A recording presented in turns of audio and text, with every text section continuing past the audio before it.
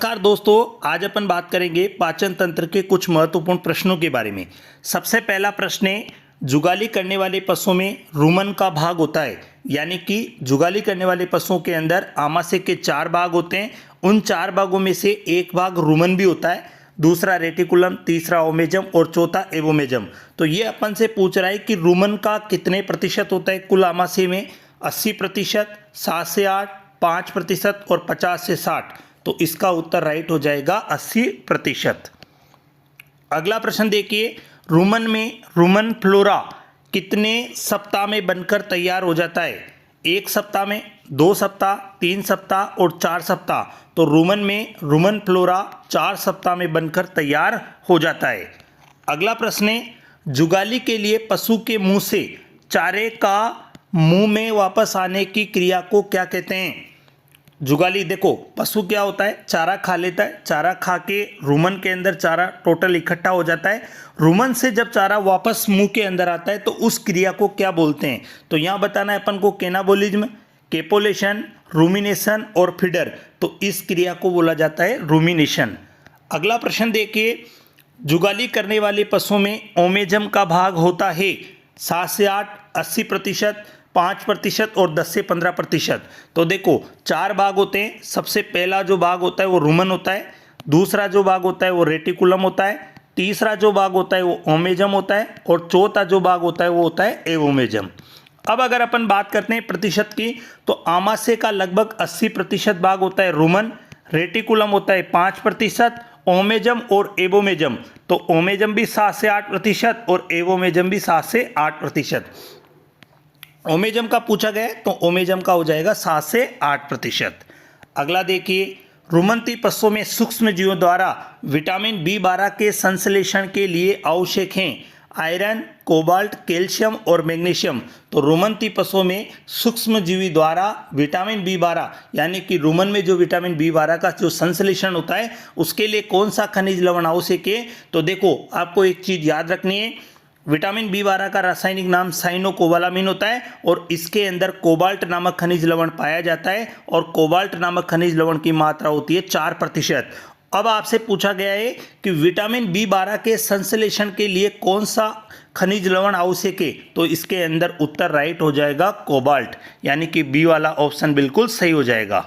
अगला प्रश्न है, जुगाली के पश्चात जो खाना छोटी आंत में भेजा जाता है वो कहलाता है कड, कायम, आहार और पाच्य पदार्थ। तो जुगाली के पश्चात जो चारा छोटी आंत में भेजा जाता है वो कायम कहलाता है। तो इसका उत्तर राइट हो जाएगा बी।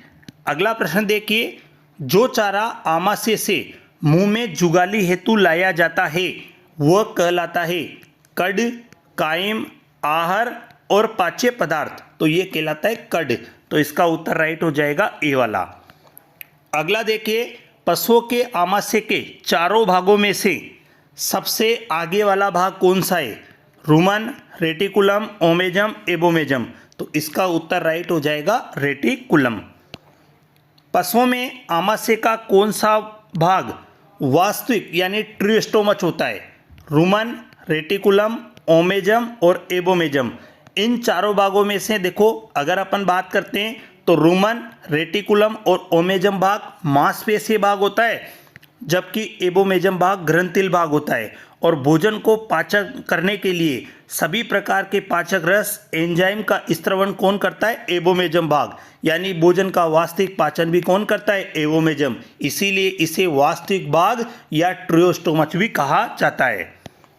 अगला देखिए, जुगाली करने वाले पशुओं में रेटिकुलम का भाग होता है। तो मैंने आपको अभी बताया था कि अगर रुमन पूछे तो 80% हो जाएगा और अगर आपसे यहाँ पे पूछा जाता है ओमेजम और एवोमेजम तो ये दोनों 7 से 8 हो जाएंगे और रेटिकुलम आपसे पूछा जाएगा तो वो 5% हो जाएगा। अगला देखिए, रुमंती पशु प्रतिदिन कितने घंटे जुगाली करते हैं? 2 से 4, 4 से 6, 6 से 8 और 8 से 10। तो जुगाली करने वाले पशु प्रतिदिन 8 से 10 घंटे जुगाली करते हैं। तो उत्तर राइट हो जाएगा डी वाला। अगला प्रश्न देखिए, सूडो रुमंती पशुओं में आमाशय का कौन सा भाग नहीं होता है? रुमन, रेटिकुलम, ओमेजम और एवोमेजम। तो सूडो रुमंती पशुओं के अंदर आमाशय का ओमेजम भाग नहीं पाया जाता है। आमाशय के आधार पर 3 भागों में पशुओं को बांटा गया है। एक पशु होता है जिसको अपन बोलते हैं रुमंती, एक होता है अरुमंती और तीसरा होता है सुडोरुमंती। तो जो रुमंती पशु होते हैं इनमें आमाशय के 4 भाग होते हैं और ये चारों ही भाग उसके अंदर पाए जाते हैं।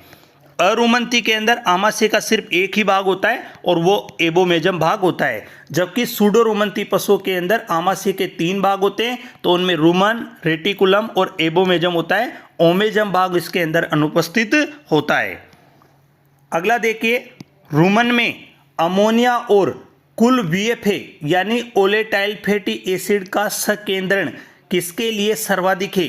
बकरी के लिए, भैंस के लिए, भेड़ के लिए और गाय के लिए। तो इसका उत्तर राइट हो जाएगा भेड़ के लिए। ये प्रश्न जेट के अंदर भी पूछा गया है। अगला प्रश्न देखिए, आमाशय के आधार पर पशुओं को कितने भागों में बांटा गया? 1, 2, 3 और 4। तो आमाशय के आधार पर पशुओं को 3 भागों में बांटा गया, रुमंती, अरुमंती और सुडोरुमंती। अगला प्रश्न आ जाइए, आमाशय के कौन से भाग को बुक स्टोमच के नाम से जाना जाता है? रुमन, रेटिकुलम, ओमेजम और एबोमेजम। तो देखो, बुक स्टोमच यानी कि इस आमाशय का जो भाग होता है उसका किताब के जैसे पत्ते होते हैं, पन्ने जिनको बोलते हैं अपन, तो वैसे उसका आकार होता है। तो इसका हो जाएगा ओमेजम वाला भाग यानी कि सी। अगला देखिए, जुगाली करने वाले पशु यानी जो पशु रुमंती होते हैं उन पशुओं के अंदर आमाशय के कितने भाग होते हैं? 1, 2, 3 और 4। तो मैंने आपको बताया रुमंती पशु के अंदर आमाशय के 4 भाग पाए जाते हैं। तो इसका उत्तर राइट हो जाएगा डी वाला। अगला प्रश्न है, अरुमंती पशु मोनोगैस्ट्रिक पशु में आमाशय के कितने भाग पाए जाते हैं? 1, 2, 3 और 4। तो मोनोगैस्ट्रिक के अंदर आमाशय का एक ही भाग पाया जाता है जिसका नाम है एबोमेजम। इसके बाद अगला प्रश्न देखिए, सुडोरुमंती पशुओं में आमाशय के कितने भाग पाए जाते हैं? 1, 2, 3 और 4। तो सुडोरुमंती पशुओं में आमाशय के 3 भाग पाए जाते हैं और इनमें ओमेजम भाग अनुपस्थित होता है। अगला देखिए, अरुमंती पशुओं में आमाशय का कौन सा भाग पाया जाता है? रुमन, रेटिकुलम, ओमेजम और एबोमेजम। अब देखिए, रुमंती पशुओं के अंदर आमाशय का एक ही भाग होता है और वो वाला भाग कौन सा होगा? एबोमेजम हो जाएगा। रुमंती पशुओं में आमाशय का सबसे बड़ा भाग कौन सा होता है? रुमन, रेटिकुलम, ओमेजम और एबोमेजम। तो मैंने आपको बताया था रुमन 80% होता है, रेटिकुलम 5% होता है, ओमेजम 7 से 8% होता है, एबोमेजम भी 7 से 8% होता है। अब अपन से पूछा जाए कि सबसे बड़ा कौन सा होगा, तो रुमन हो जाएगा। सबसे छोटा पूछा जाएगा तो रेटिकुलम वाला भाग हो जाएगा। अगला देखिए, नवजात बछड़े में रुमन का पूर्ण विकास कितनी आयु पर हो जाता है? 2 माह, 4 माह, 6 माह और 8 माह। अब देखो, रटना बिल्कुल भी नहीं है। जिस दिन रुमन का विकास कंप्लीट हो जाएगा उस दिन पशु पूर्णतया जुगाली करना शुरू कर देगा। तो यानी कि अगर अपन बात करते हैं तो ये समय आ जाता है लगभग 6 माह। अगर यहाँ 5 माह होता तो 5 माह भी राइट होता, लगभग 5 से 6 माह का समय लग जाता है रुमन का पूर्णतया विकास होने में। अगला, गोवंश का नवजात बछड़ा होता है रुमंती, सुडोरुमंती होता है या अरुमंती होता है? तो इन तीनों में से कौन सा होता है गोवंश का नवजात बच्चा? तो देखो, गोवंश का जो नवजात बच्चा होता है वो जुगाली नहीं करता है, इसीलिए वो अरुमंती में माना जाएगा। अगला प्रश्न, मुर्गियों में आमाशय का कौन सा भाग ग्रंथिले? गिजार्ड, प्रोवेंटिकुलस, दोनों, कार्डिक या फंडिक? तो देखो, मुर्गियों में आमाशय के 2 भाग पाए जाते हैं, एक भाग है गिजार्ड और एक है प्रोवेंटिकुलस। अब अपन से पूछा गया कि ग्रंथिल भाग कौन सा होगा, तो प्रोवेंटिकुलस वाला भाग होता है ग्रंथिल। और अगर आपसे कभी पूछा जाए कि मुर्गियों में भोजन का वास्तविक पाचन किस भाग में होता है, तो वो भी प्रोवेंटिकुलस वाले भाग में होता है।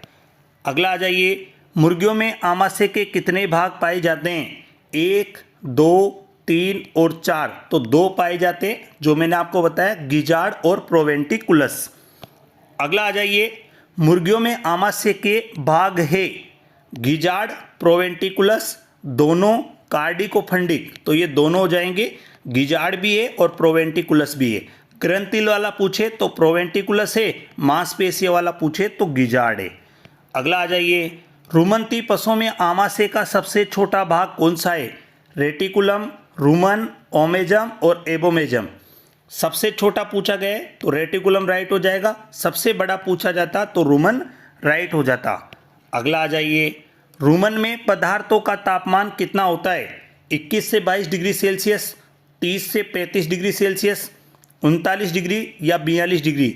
रुमन में पदार्थों का तापमान होता है 39 डिग्री सेल्सियस। अगला आ जाइए, रुमन का पीएच मान होता है 5.8 से 6.8, 3.5 से 4.2, 6.4 से 6.7 और 7.4। तो यहाँ पे इसका राइट हो जाएगा 5.8 से 6.8।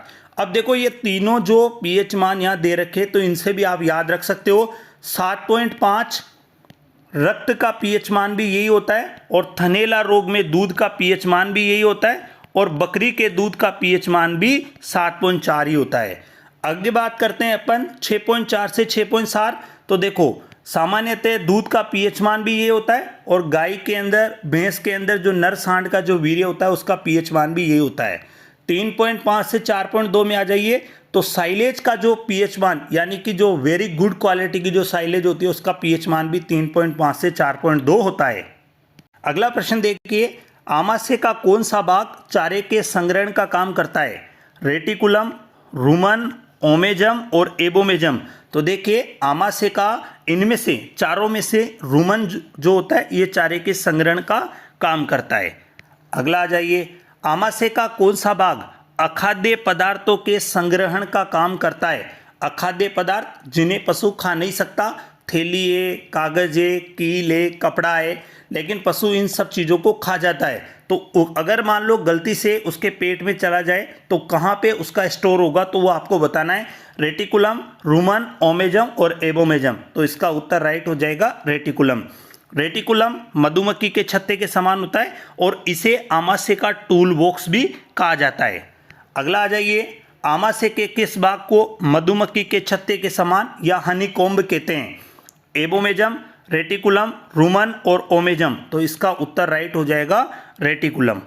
अगला आ जाइए, रुमंती पशुओं में आमाशय के कौन से भाग में भोजन का वास्तविक पाचन होता है? रुमन में, ओमेजम में, एबोमेजम में और रेटिकुलम में। तो मैंने आपको बताया था कि एबोमेजम वाले भाग के अंदर सभी प्रकार के पाचक रस व एंजाइम पाए जाते हैं, इसीलिए भोजन का पाचन, वास्तविक जो पाचन होगा वो एबोमेजम वाले भाग में होगा। अगला प्रश्न आ जाइए, आमाशय के कौन से भाग जिसमें सभी प्रकार के पाचक रस व एंजाइम पाए जाते हैं? तो रुमन, रेटिकुलम, ओमेजम और एबोमेजम। तो उत्तर राइट हो जाएगा अपना एबोमेजम वाला भाग। तो इसका सी वाला ऑप्शन बिल्कुल राइट हो गया। अगला प्रश्न, निम्न में से कौन सा आमाशय का ग्रंथिल भाग है? रेटिकुलम, रुमन, ओमेजम और एबोमेजम। तो देखो अगर बात करते हैं ग्रंथिल की तो इसके अंदर एबोमेजम वाला भाग ग्रंथिल हो जाएगा। अगला प्रश्न है, निम्न को सुमेलित करना है। रुमन, अब देखो रुमन इन चारों में से किसके लिए सही है? तो देखो रुमन, तो रुमन का काम है चारे को संग्रहण करना, यानी कि पहले के अंदर हो गया सी। रेटिकुलम आ जाइए, तो रेटिकुलम का काम है अखाद्य पदार्थों का संग्रहण, यानी दूसरे के अंदर आ गया ए। ओमेजम के अंदर आ जाइए कि ये पशु सूडोरुमंती पशुओं में ये अनुपस्थित होता है, यानी तीसरे के अंदर आ गया डी। एबोमेजम यहाँ पे भोजन का वास्तविक पाचन होता है, यानी चौथे के अंदर आ गया बी। अब अपन को ऑप्शन ढूंढना है सी, ए, डी, बी। तो देखो सी, ए, डी और बी, तो यानी कि इसका बी वाला ऑप्शन बिल्कुल राइट हो जाएगा। अगला प्रश्न देखिए, गाय, भैंस, भेड़, बकरी किस प्रकार के पशु है? सूडोरुमंती, अरुमंती, रुमंती और इनमें से कोई नहीं। तो गाय, भैंस, भेड़, बकरी रुमंती पशु है क्योंकि ये जुगाली करते हैं। ऊंट व लांबा किस प्रकार के पशु हैं? सूडोरुमंती, अरुमंती, रुमंती, इनमें से कोई नहीं। तो ऊंट और लांबा सूडोरुमंती पशु है, ये पशु जुगाली करते हैं, लेकिन इनमें आमाशय के 3 भाग पाए जाते हैं, इनमें ओमेजम भाग अनुपस्थित होता है। अगला प्रश्न देखिए, रुमंती पशुओं में आमाशय का द्वितीय प्रकोष्ठ है? रेटिकुलम, ओमेजम, एबोमेजम और रुमन। तो देखो पहला भाग है रुमन, दूसरा भाग है रेटिकुलम, तीसरा भाग है ओमेजम और चौथा भाग है एबोमेजम। अब अपन से पूछा गया है कि द्वितीय प्रकोष्ठ कौन सा होगा? तो द्वितीय प्रकोष्ठ में कौन राइट हो जाएगा? रेटिकुलम। अगला आ जाइए, रुमंती पशुओं में आमाशय का चतुर्थ प्रकोष्ठ है? रेटिकुलम, ओमेजम, एबोमेजम और रुमन। तो रुमन पहला हो गया, रेटिकुलम दूसरा हो गया, ओमेजम तीसरा हो गया और एबोमेजम हो गया चौथा। तो यहाँ पे चतुर्थ प्रकोष्ठ आपसे पूछा गया है तो एबोमेजम वाला भाग राइट हो जाएगा। अगला आ जाइए, रुमन में सर्वाधिक मात्रा में पाई जाने वाली गैस कौन सी होती है? Carbon dioxide, methane, nitrogen, oxygen, hydrogen. अब अपन को बतानी है रुमन में सर्वाधिक मात्रा में पाई जाने वाली गैस, तो इसके अंदर कार्बन डाइऑक्साइड राइट हो जाएगा जो कि लगभग 65% होती है। मीथेन की बात करते हैं तो ये 25% होती है। और अगर अपन यहाँ पे बात करते हैं किसकी, नाइट्रोजन की, तो नाइट्रोजन लगभग 7% के आसपास होती है। और उसके अलावा जितनी भी बची है लगभग 3% के आसपास जो गैस होती है वो होती है ऑक्सीजन और हाइड्रोजन। तो इसका उत्तर राइट हो जाएगा ए वाला। अगला प्रश्न देखिए, रुमन में कौन सी गैस चारे के साथ जाती है? कार्बन डाइऑक्साइड व मीथेन, नाइट्रोजन व ऑक्सीजन, हाइड्रोजन, उपरोक्त सभी। तो देखो, जब पेट के अंदर चारा चला जाता है, जब रुमन में चारा चला जाता है तो उस समय जो गैस बनती है वो बनती है कार्बन डाइऑक्साइड व मीथेन। अगर आपसे पूछा गया है कि रुमन के अंदर कौन सी गैस चारे के साथ जा रही है, तो नाइट्रोजन व ऑक्सीजन चारे के साथ जाती है। तो इसका उत्तर राइट हो जाएगा बी वाला। अगला देखिए, रुमन में कौन सी गैस चारे के किण्वन के बाद बनती है? कार्बन डाइऑक्साइड व मीथेन, नाइट्रोजन, ऑक्सीजन, हाइड्रोजन, उपरोक्त सभी। तो यहाँ पे बनेगी कार्बन डाइऑक्साइड व मीथेन चारे के किण्वन के बाद बनने वाली गैस है। अगला प्रश्न, रुमन में मूवमेंट होता है 1 मिनट में 3 बार, 1 मिनट में 2 बार, 1 मिनट में 1 बार और 2 मिनट में 3 बार। तो इसका उत्तर राइट हो जाएगा 2 मिनट में 3 बार वाला। अगला, ऊंट में आमाशय के कितने भाग होते हैं? 1, 2, 3 और 0। तो ऊंट में आमाशय के 3 भाग होते हैं, रुमन, रेटिकुलम, एबोमेजम, यानी कि तीसरा जो प्रकोष्ठ होता है ओमेजम वो अनुपस्थित होता है। अगला आ जाइए, निम्न में से कौन सा पशु अरुमंती है? अरुमंती मतलब जुगाली नहीं करता हो। गोवंश जुगाली करता है, ऊंट भी जुगाली करता है, बकरी भी जुगाली करता है, लेकिन सुअर नहीं करता। तो इसका उत्तर राइट हो जाएगा सी। अगला आ जाइए, निम्न में से एबोमेजम भाग है? कार्डिक, फंडिक, पाइलोरिक और उपरोक्त सभी। निम्न में से एबोमेजम का कौन सा भाग है? तो तीनों ही भाग, कार्डिक, फंडिक और पाइलोरिक, तीनों ही एबोमेजम के भाग है। अगला आ जाइए, आमाशय में हाइड्रोक्लोरिक अम्ल का स्त्रवण कौन करता है? पेराइटल कोशिकाएं, चीप कोशिकाएं, लीडिंग कोशिकाएं, इनमें से कोई नहीं। अब देखो, आमाशय के अंदर जो एबोमेजम वाला भाग है उसमें 2 प्रकार की, जैसे कार्डिक, फंडिक और पाइलोरिक थी, उसमें एक फंडिक वाली जो कोशिका है वहाँ पे 2 प्रकार की कोशिकाएं उसके अंदर मिलेगी, एक पेराइटल मिलेगी और एक चीप कोशिकाएं मिलेगी। लीडिंग कोशिकाओं का इससे कोई संबंध नहीं है, क्योंकि लीडिंग कोशिकाएं तो वृषण के अंदर पाई जाने वाली अंतराली कोशिकाएं जो टेस्टोस्टेरोन नामक हार्मोन को स्रावित करती है। तो आपको 2 चीज़ें याद रखनी है, पेराइटल कोशिका और चीप कोशिका। अब आपसे पूछा गया है कि कौन सा हाइड्रोक्लोरिक अम्ल का स्रावन करेगी, तो चीप कोशिकाएं पेप्सिन नामक एंजाइम का स्रावन करती है, जबकि पेराइटल कोशिकाएं हाइड्रोक्लोरिक अम्ल का स्रावन करती है। तो इसका उत्तर राइट हो जाएगा ए वाला। अगला, भोजन को एबोमेजम से ओमेजम में वापस आने से कौन रोकता है? तो इसके अंदर आपको डायरेक्ट याद रख लेना, वेला टर्मिनेलिया होती है जो कि ओमेजम में एबोमेजम से भोजन को वापस नहीं आने देती है। इस चीज को आप याद रख लेना। अगला प्रश्न, रुमन, रेटिकुलम व ओमेजम की भित्ति किसकी बनी हुई होती है? वेला टर्मिनेला की, लाइमेने की, पिलर्स की या स्टारफेट, स्कोमस, एपिथीलियम की। तो इसका उत्तर राइट हो जाएगा ए वाला। अगला देखिए, निम्न में से प्रोवेंटिकुलस किसमें पाया जाता है? तो देखो, मुर्गी के 2 आमाशय के 2 भाग थे, प्रोवेंटिकुलस और गिजार्ड, तो इसलिए इसका उत्तर राइट हो जाएगा मुर्गा। अगला देखिए, किस पशु में सिकम कोमा के आकार का होता है? गाय में, सुअर में, घोड़ा में और ऊंट में। तो घोड़े के अंदर जो सिकम होता है वो कोमा के आकार का होता है। अब ये सिकम होता क्या है? तो याद रखना, बड़ी आंत के 3 भाग है, जो सिकम, कोलन और रेक्टम। यहां से यह प्रश्न पूछा गया था और सिकम कोमा के आकार का किसका हुआ? तो उसके अंदर राइट हो गया घोड़ा। अगला, भोजन व श्वास के लिए सामान्य नली है? ग्रसिका, ग्रसनी, अग्नाशय, एक व दोनों। तो इसके अंदर उत्तर राइट हो जाएगा ग्रसनी। ग्रसनी में कितने छिद्र होते हैं? ग्रसनी में छिद्रों की संख्या पूछी गई है 7, 9, 6 और 4। तो ग्रसनी में छिद्रों की जो संख्या होती है वो होती है 7। अगला आ जाइए, रुमन में कार्बन डाइऑक्साइड गैस कितने प्रतिशत होती है? 65, 25, 7 और 35। तो रुमन के अंदर कार्बन डाइऑक्साइड जो गैस होती है वो 65% होती है। तो इसका उत्तर राइट हो जाएगा ए वाला ऑप्शन।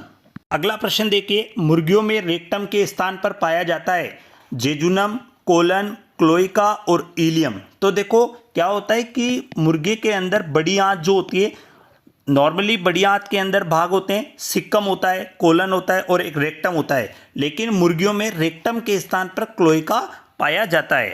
अगला प्रश्न देखिए, मुर्गियों की आंत का सबसे अंतिम भाग है रेक्टम, कोलन, क्लोइका और इलियम।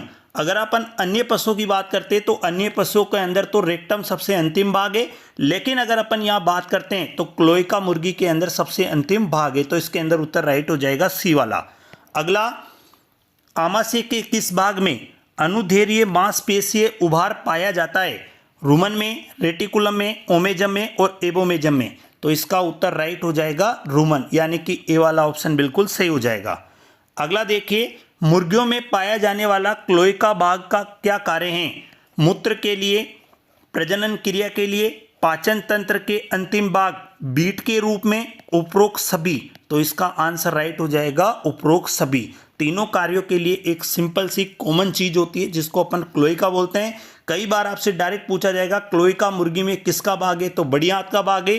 क्लोइका का संबंध किससे है? मुर्गी से है। क्लोइका का क्या कार्य? तो ये मूत्र के लिए, प्रजनन क्रिया के लिए और पाचन तंत्र के लिए, तीनों के लिए एक सामान्य अंग है। अगला आ जाइए, मुर्गियों में उपस्थित क्लोइका के भाग है कोप्रोडियम में, यूरोडियम में, प्रोक्टोडियम में और उपरोक्त सभी। तो इसका आंसर राइट हो जाएगा उपरोक्त सभी। अगला, घोड़े की छोटी आंत का कौन सा भाग घोड़े के खुर के समान होता है? Duodenum, jejunum, ileum. ये तीनों भाग छोटी आंत के भाग हैं, जबकि कोलन बड़ी आंत का भाग है। अब अपन से पूछा गया है कि छोटी आंत का कौन सा भाग घोड़े के खुर के समान होता है? तो वह डुडेनम हो जाएगा। तो इसका उत्तर राइट हो जाएगा ए वाला। अगला प्रश्न, निम्न में से कौन सा छोटी आंत का भाग नहीं है? डुडेनम, जेजुनम, इलियम और कोलोन।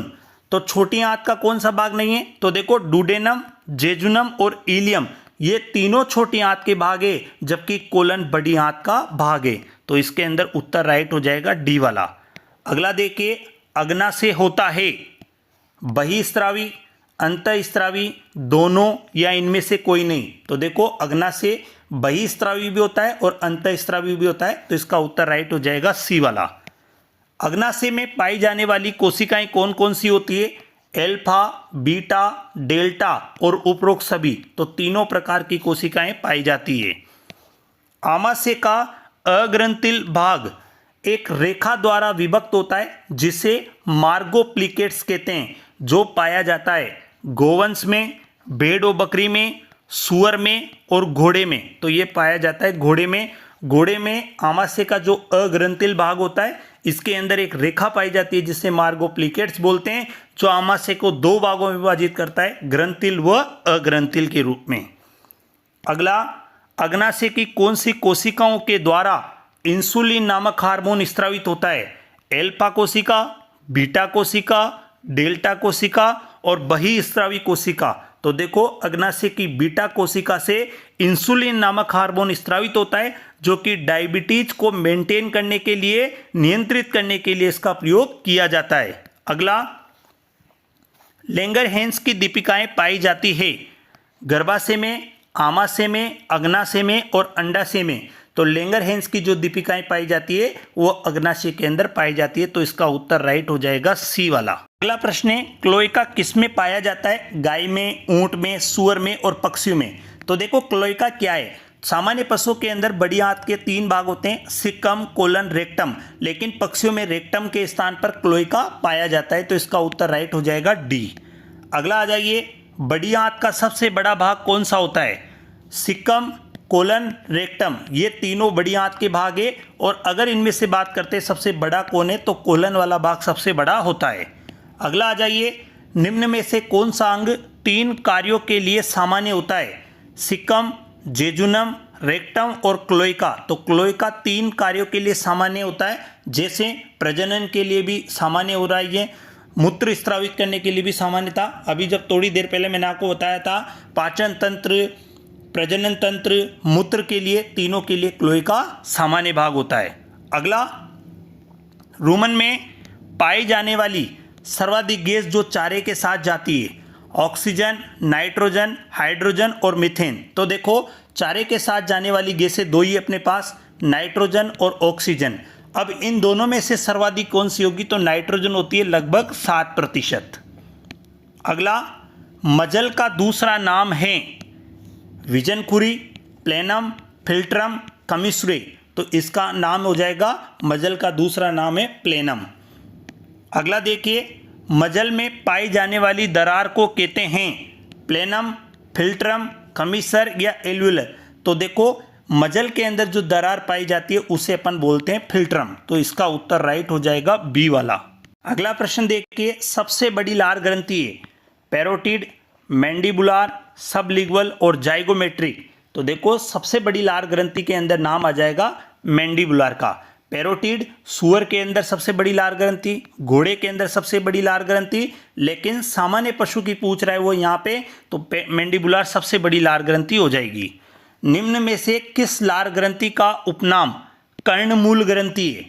पैरोटिड, मैंडिबुलर, सबलिंगुअल और जाइगोमेट्रिक। तो ये पैरोटिड आ जाएगा, पैरोटिड को कर्णमूल ग्रंथि भी बोलते हैं।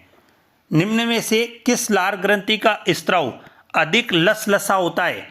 पैरोटिड, मैंडिबुलर, सबलिंगुअल और जाइगोमेट्रिक। तो इसके अंदर राइट हो जाएगा सबलिंगुअल।